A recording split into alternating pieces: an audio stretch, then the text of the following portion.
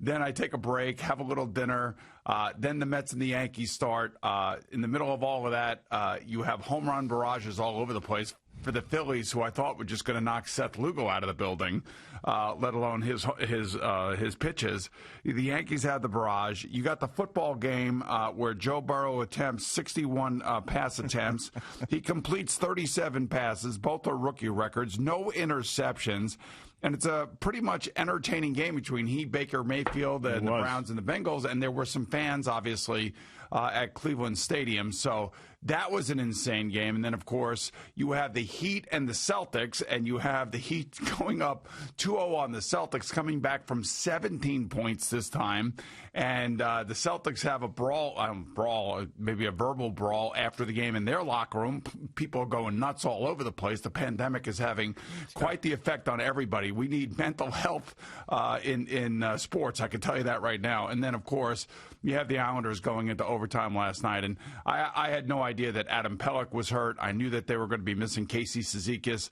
Noah Dobson filled in admirably. He had a couple bad shifts. But at the end of the day, you know what? In order to beat a very highly skilled team with a great goaltender in Andre Vasilevsky, you got to have all your pieces. And unfortunately, this NHL and trying to win the Stanley Cup, it is a war of attrition, and everybody knows it. And this is why it is really to me, it's the hardest trophy to win, because you have to win. You have to win the most games.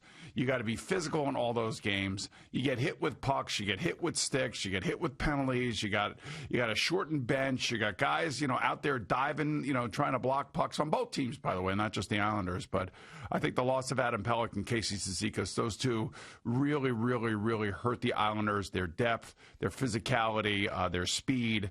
And, all I could say is that, the Islanders really, they showed a lot of what their general manager is all about. And by the way, he did win the general manager of the year for the NHL, which is not surprising, because Lou Lamoriello, even at the age of, I think, 77 or 78, still got all his marbles, still understands what it takes to win on the ice and how to put a team together. And he and Barry Trotz really did that. So I know for my son-in-law, they're extremely up. They're sad. They're really sad, but they have nothing to hang their head about. They played their asses off. They gave their fans and they gave me hockey that meant something, and to be able to watch it. So all I can tell you, when Brock Nelson had the breakaway. Oh, my God. Well, yeah, a shorthanded opportunity, yes. Too. What a great pick, too. What a great pick. What a great steal. And unfortunately, Brock couldn't bury it. But again, you're going against the world's best goaltender. And, and as Barry what he tried to do, though? It was like an overthink kind of. Now, listen, you know hockey a hell of a lot more than I do. Yeah, no. I talked about it a ton in Pittsburgh. I haven't talked about it as much here. So when I say this, I don't want it to seem like I'm some sort of hockey expert. But it seemed to me like, Vasilevsky kind of choked off that one side of the net and left the other side open. And Brock decided to go to the side that he had choked off.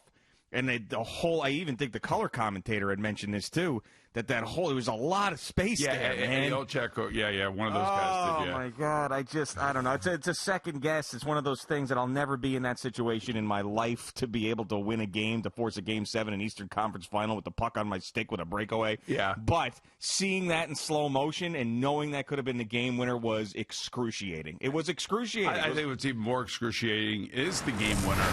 By the Tampa Bay Lightning, because somebody was lazy on defense and didn't get back and should have been lower, and that would have been Matthew Barzal, who had a tough series. He's a great player. We could all see it. He's a young kid. He'll learn.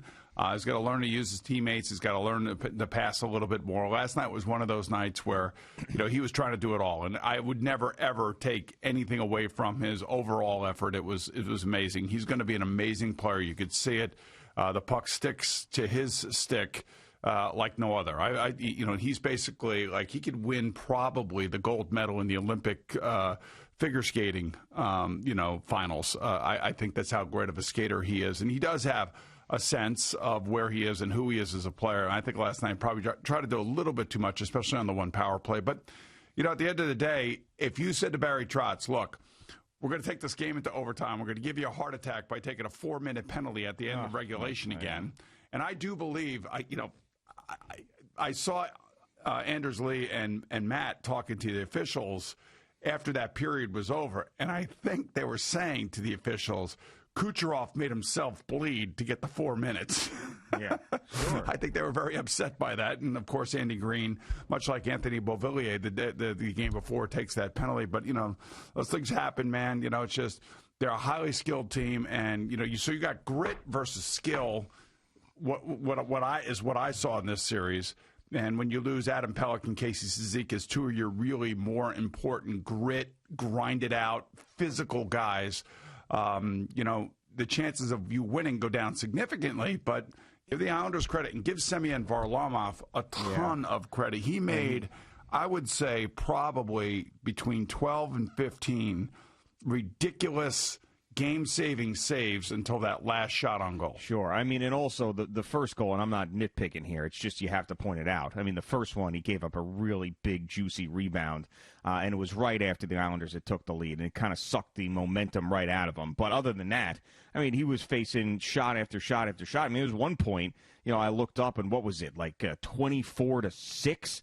In the middle of the second period, the shot differential from the Lightning to the Islanders. And I said, and Varlamov actually looked like he was getting better the more shots that he was facing. But, he needed to play the game of his life again, and he almost did. He really almost did. He did. He actually did. He did play the game of his life. If the Islanders could have gotten a break here or there, if Brock Nelson could have buried it, it would have been totally a different thing, and he would have been sliding on the ice again like he did after Game 5. But, it was an improbable run. Their team came together. One of the reasons they got to where they got to through this bubble situation was because they came back totally healthy. Yeah. That was the thing. They had lost so many guys during the season. And when I think of my own son-in-law running into an open door in Ottawa to, Casey Cizikas and Cal Clutterbuck slicing his wrist, I think it was against Philadelphia or whatever. And then they all came back, and then unfortunately the injuries hit them again, much like they hit the Tampa Bay Lightning. Like I said, it's a war of attrition. But man, it was intense. It was everything that a Lou Lamoriello team has always possessed. When he was with the Devils, it was the same thing. If he would have been able to control the Toronto Maple Leafs, maybe the best thing that happened to everybody is that if he were up there running the Maple Leafs and the way that he would have wanted to run it. They may be a dynasty for the next 5 or 6 years. So the fact that he left and he came to the Islanders and gave them legitimacy, culture, took Garth Snow's players, added some of his own players, made some key trades for the J.G. Pajot trade, and, of course, bringing in Semyon Varlamov on a 4-year deal, all significant, even knowing that they do have a young Russian goalie that's coming over here. So it was a sad ending, but man, what a run they had. They gave you a lot. I mean, they gave you a lot. And I do appreciate the game that Mike Emmer called last night. And at the end of the game, as they were in the handshakes, he mentioned Matt. And 7 or 10 days after Matt's daughter was born, Winnie, he hasn't seen her for over 2 months.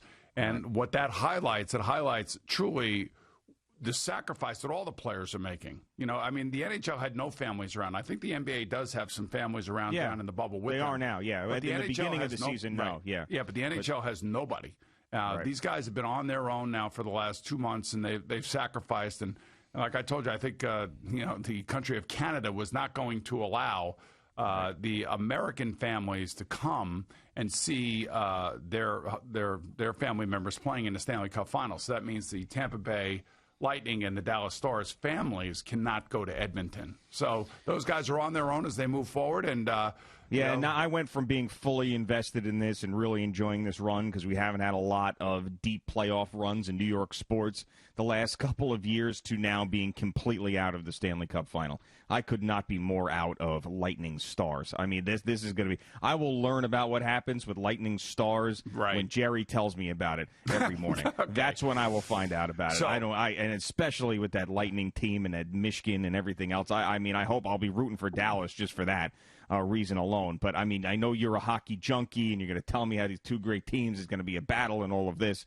I mean, I'm sorry. For a guy like me that's surrounded by Islander fans out here at every turn and got into this and enjoyed it, and then the Matt connection with you, and we talked about it, to now having them out and then actually going to, with everything else going on in sports, with the NFL starting, if I'm going to take one look at that Lightning Stars series, I got something wrong with me. The good news is they're going to restart in about 6 weeks. So whoever does win the Stanley Cup, there's not going to be a lot of time to be celebrating it because the season's going to start in December.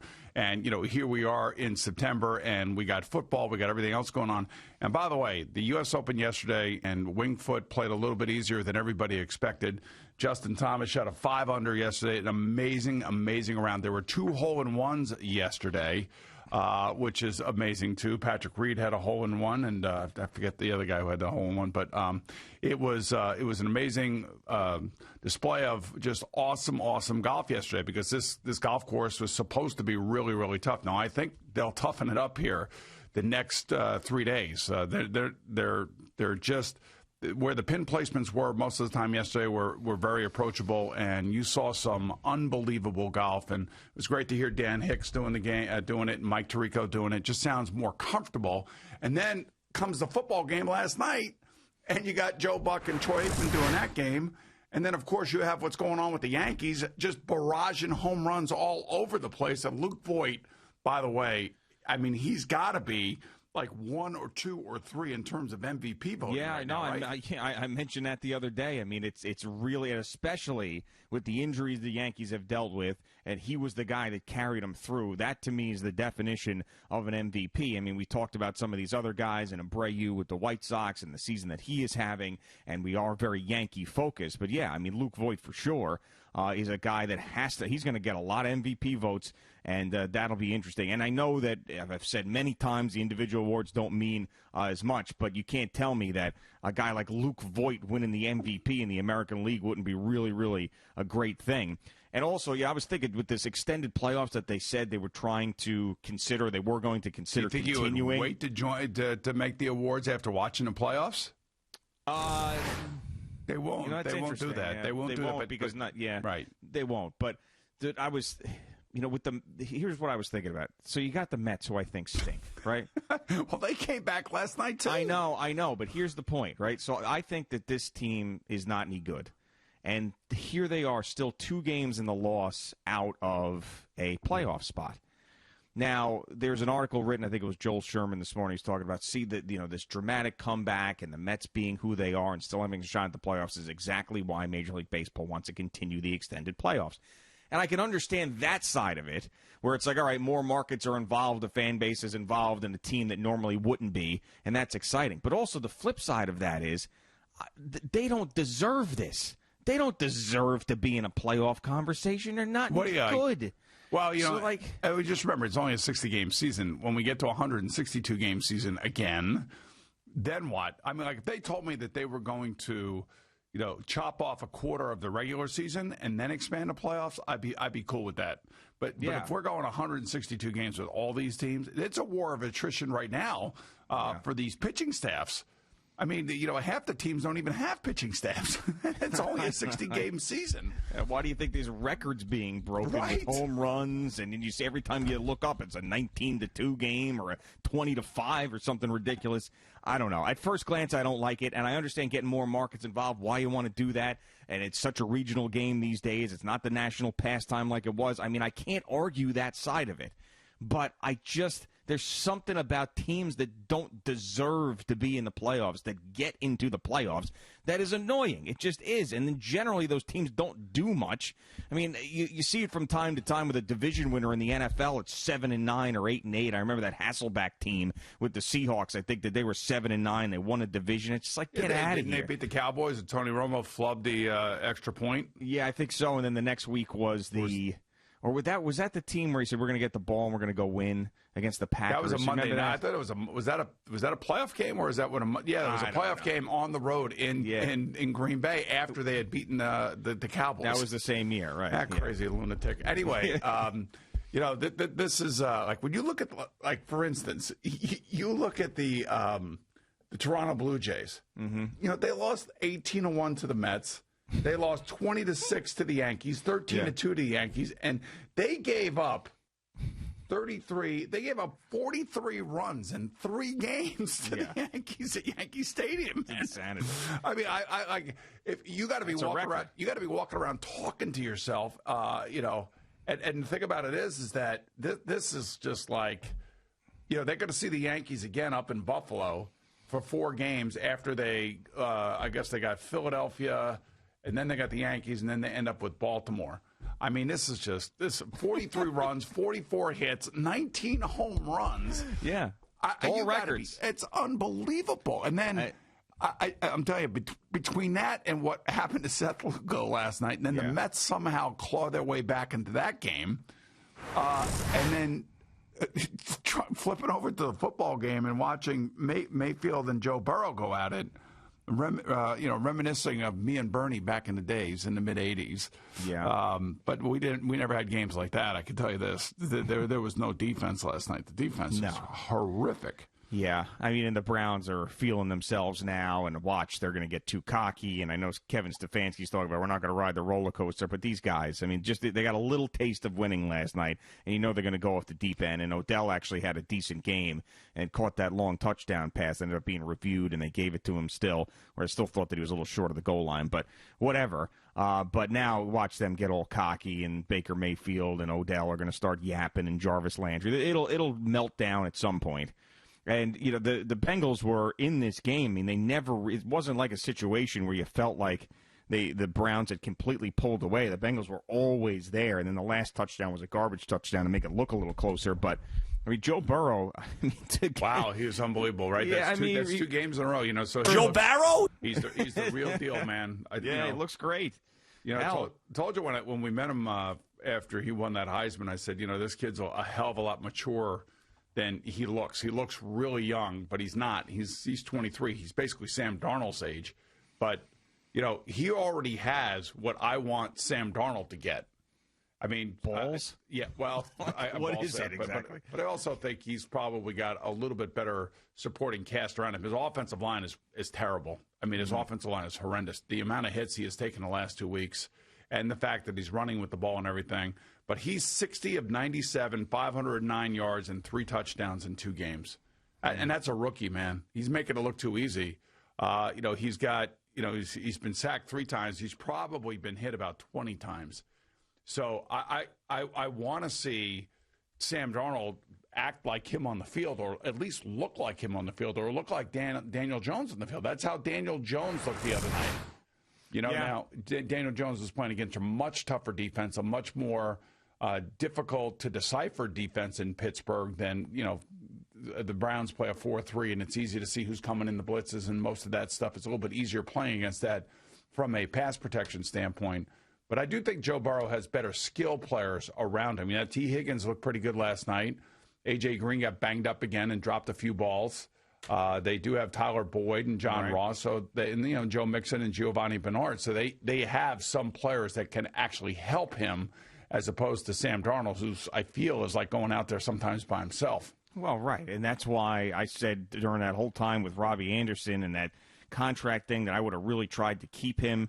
And I know that they went and they drafted Denzel Mims, and I know when they got in Brashard Perryman, but it's just like another year. He's trying to learn who these guys are. It's tough. I mean, he's not going to have Le'Veon Bell. Does that really even matter? I mean, I think we're both on the same page. Could be a positive thing because even though Le'Veon Bell is more of a versatile back than what Frank Gore is at this point, I mean, having Frank Gore be your lead back and get most of the carries might settle down that offense in the huddle. It just provides a little bit of professionalism in there because you know he's not going to be doing anything goofy.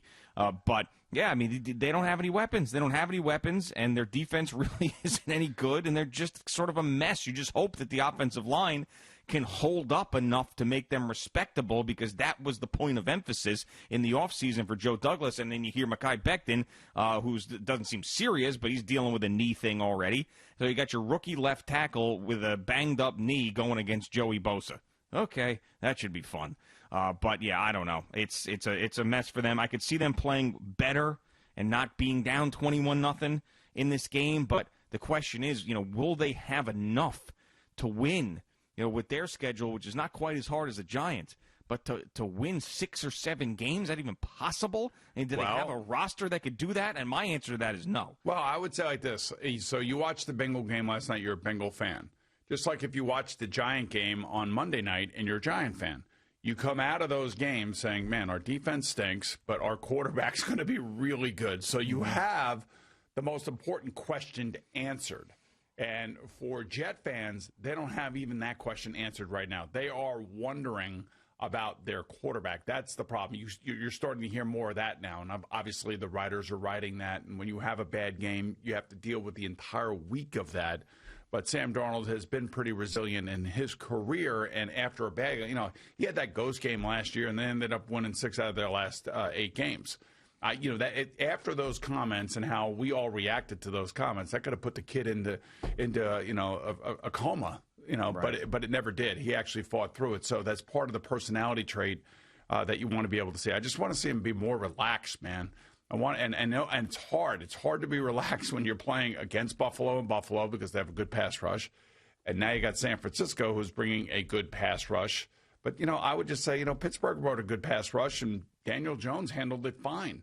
Made a couple interceptions and made that really bad decision down on the goal line, but for the most part, he handled it, and that was Joe Burrow last night. Even comparing Joe Burrow to Baker Mayfield last night, Baker Mayfield's still running around like a maniac at times. Mm-hmm. Joe Burrow never did that. He never lost his cool. He looks like he has belonged since day one. It's one of the reasons why Zach Taylor and the Bengals have been speaking so highly of him, and why a rookie quarterback was named captain. Sure. What was the last time that happened?